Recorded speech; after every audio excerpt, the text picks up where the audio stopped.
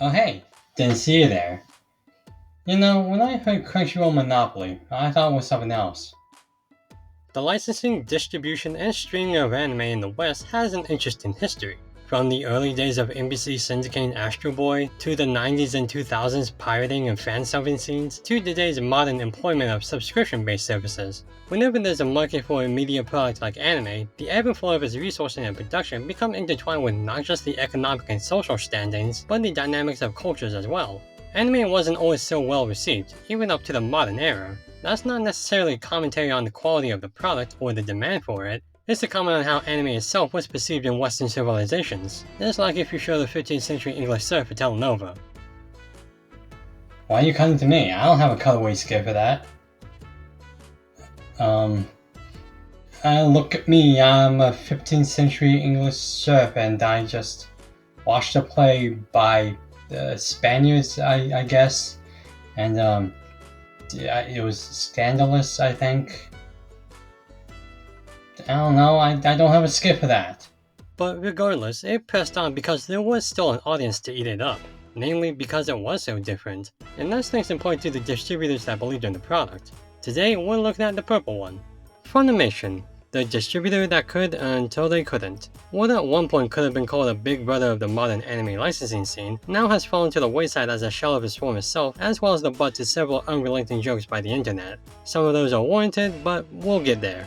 But I don't think there's a joke or coming out of this purple comedy act. So how did we get here?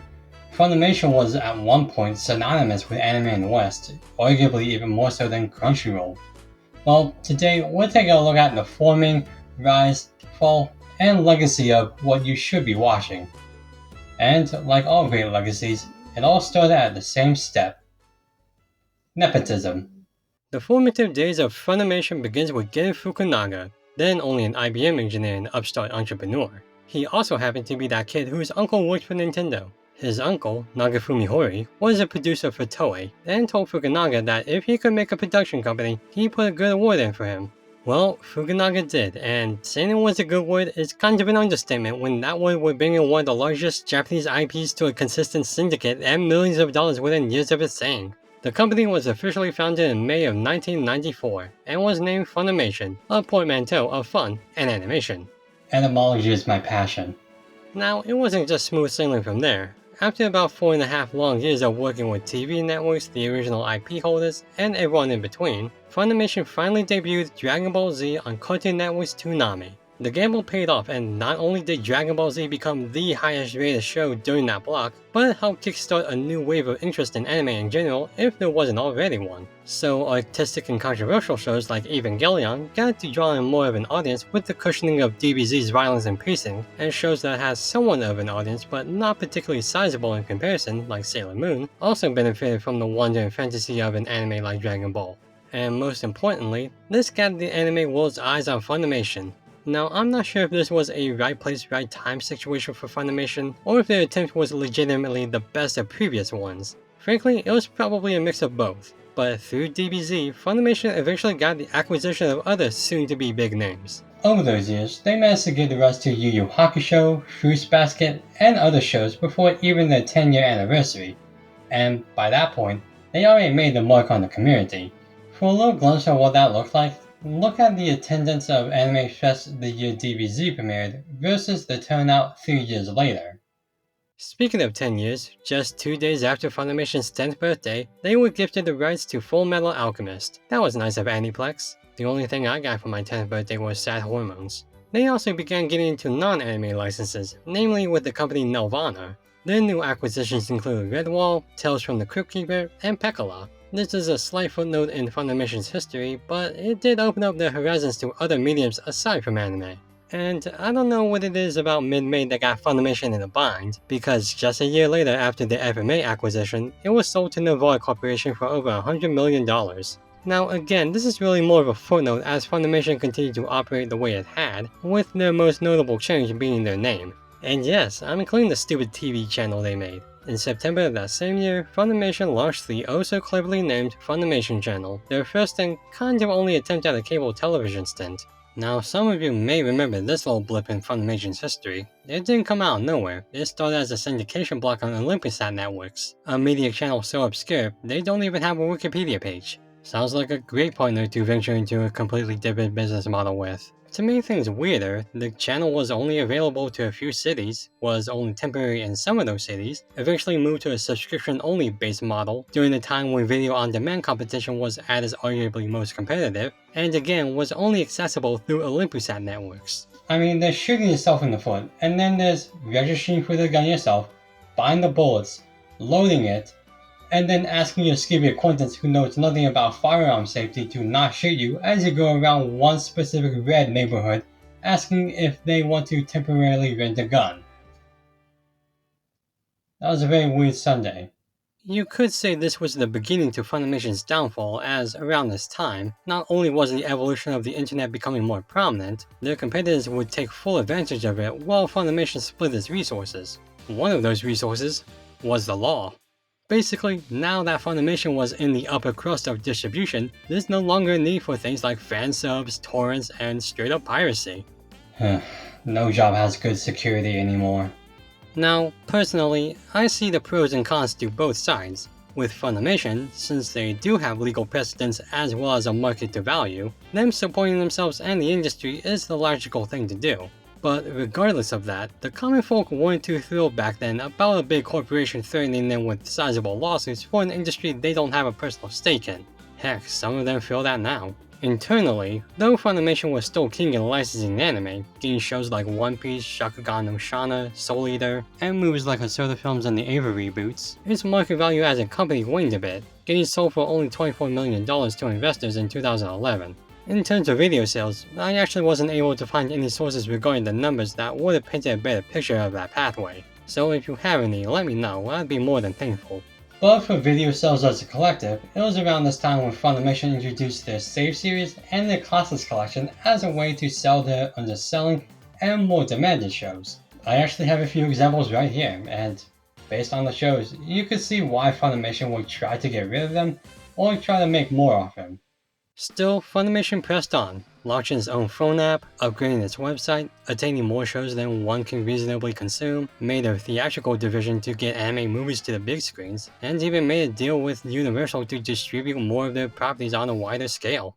Then, in January of 2014, Funimation experimented with something whose effects still resonate today. Toonami aired the first episode of Space Dandy on January 4th, a full day before Japan did. This was the first modern instance of the simuldub. And I was there. I was super excited to watch a show that even Japan hadn't seen yet. And directed by Shinichiro Watanabe, it was really magical. The simuldub is common practice nowadays, but back then, it blew my mind. And it's one of the few personal dubs I give to Funimation for making it all happen. But with every high, there's a low. Funimation launched their streaming apps to home consoles, but in sacrifice, they discontinued their obscure TV channel. No. Now how else will I watch selective shows on the shoddy TV network I just learned about 2 minutes ago? Yep, at the end of 2015, Funimation Channel ended. Let's be real, it was a long time coming, even when it first started. Funimation even said in 2016 that they plan to revive it eventually, and yeah, I don't think that's happening. A big loss. Maybe if they did it sooner, they wouldn't be dying. Yeah, and monkeys might fly out of my butt. Instead, they leaned more into the on-demand streaming market, rebranding their service to Funimation Now, which I guess will be called Funimation Then by the time this video is out. And then it happened.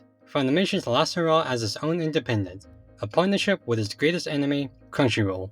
In September of 2016, the two services announced they would share parts of their respective libraries with each other, so subscribers of Crunchyroll could watch Cowboy Bebop now, and Funimation goers could finally watch 100 and the Ace Attorney anime. Peak fiction on both sides, really. This move was an overall win for almost every party involved. The two companies got access to new content, public attention, and a larger grasp on the anime community. The audience got more anime. I mean, yeah, obviously. And the original owners in Japan in general got greater incentive to create and license to the West. If you were an anime fan back then, you probably had qualms with both companies at that time. But the partnership was a big win for the most part. For me, I was cautiously optimistic, unsure of not just where the licensing would split, but on how it would affect localization as a whole. And to give them credit, they did a relatively good diplomatic job on both ends that still resonates to today. And that's weird to say because Just 8 months later, Funimation was officially bought out for the last time by Sony for $143 million. This would be the last 7 years of Funimation as we know it. In this new dynamic, Funimation would have a better pipeline access to Sony's anime divisions, from television to the shows themselves. But in the process though, AT&T bought Crunchyroll and, by October 2018, the marriage of Funimation and Crunchyroll had separated like a corporate NTR story. Now, effectively, the two companies went back to operating how they had been, though distribution of home media would still be honored. And for the most part, it was calm waters for Funimation. They had new partnerships in China with Bilibili, Oceania with Anime Lab, and several American distributors and publishers. But it was also around this time when some kind of sickness was going around. I think it was mentioned once or twice on the news. Well, with everyone staying at home now, there was really nothing else to do except consume media. yeah, fuck laundry, am I right? So the streaming wars reignited to greater fervor. Netflix, Disney, Hulu, Nebula, all prominent services that everyone acknowledges exist. But the big winner in this war was anime itself. With live action shows and studios put to a halt, the want of something new in the general public turned toward anime, which boosted the style's overall appeal within years in comparison to that same accomplishment it strived for decades. But this also leads into the final turning point in Funimation's life. In December of 2020, Sony bought Crunchyroll for $1.175 billion from Warner Media and effectively rejoined Funimation and Crunchyroll's libraries. But this time, it wasn't a partnership, it was a chimera.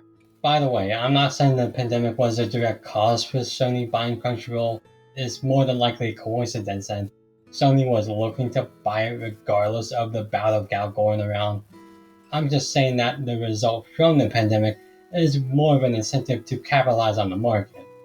Funimation's library was combined with Crunchyroll's, with few exceptions. In subsequent years, Crunchyroll's name was put more in the forefront, as the Funimation brand was less and more as an alternative means of service, rather than a go-to titan it once was. Funimation's home video sales were now labeled under Crunchyroll, their YouTube channel was renamed Crunchyroll Dubs, and their store would now redirect to, you guessed it, Crunchyroll's. Yeah, imagine being the older sibling and yet the adopted younger brother your parents bought for more money just to sit at the head of the table, has claimed your achievements as their own, and you get sidelined as a backup as your overall place in the family is questioned to a point where you might just get eliminated. Not to sound like a weeb or anything because God, don't want to give out that impression, but That's pretty fucking anime. and it was only a matter of time. In February of 2024, Crunchyroll officially announced that Funimation will be shut down for good. By the time you're watching this, it'll already be gone except for the memories. With Exchange and Transfer, users can migrate their Funimation list to a new or existing Crunchyroll account, but not their digital purchases. Now, Crunchyroll claims that is because they can't support digital copies, which translated means, we're gonna keep cutting costs, we already have your money, suck it. Speaking of money, the biggest bullet point, emphasis on bullet, fired at the public was the price of the subscription being raised. Yeah, no one's a fan of that. Sure, the library is technically larger, but the service hasn't changed for the better. You're eliminating another option, digital ownership is null and void, and there's no other incentives to stay with Crunchyroll itself as the plan's changes are minimal. There are other services out there that, while lacking in the expansive library, had other things about them or are cheaper while still having quality content. But what's done is done. Funimation is gone, and that's a shame. Not just as a nostalgic memory, because there are things to not like about said memories, but because Funimation stood for more than just a means to watch anime. It was an experiment that proved to Japan that the West loved what they made. It was a way for audiences, young and old of different backgrounds, to unite around certain heroes and dilemmas as language barriers were broken down. It was a giant in a lucrative industry that kept competitors on their toes. When I think of Funimation, I think of how they succeeded in reaching millions of people to accompany great stories, as well as questionable choices of antagonizing fans and foes alike. It certainly wasn't perfect, far from it. But I also do think about those moments of joy. Watching new trailers on their YouTube channel, learning about Japanese culture and English voice acting through them, that watch along with Space Dandy, those formative memories wouldn't have happened without Funimation. And as we say goodbye to them, I'll just say that while it could have been better, it was still a hell of a ride. But now, if you'll excuse me. Actually, not yet. There is another one we need to say goodbye to.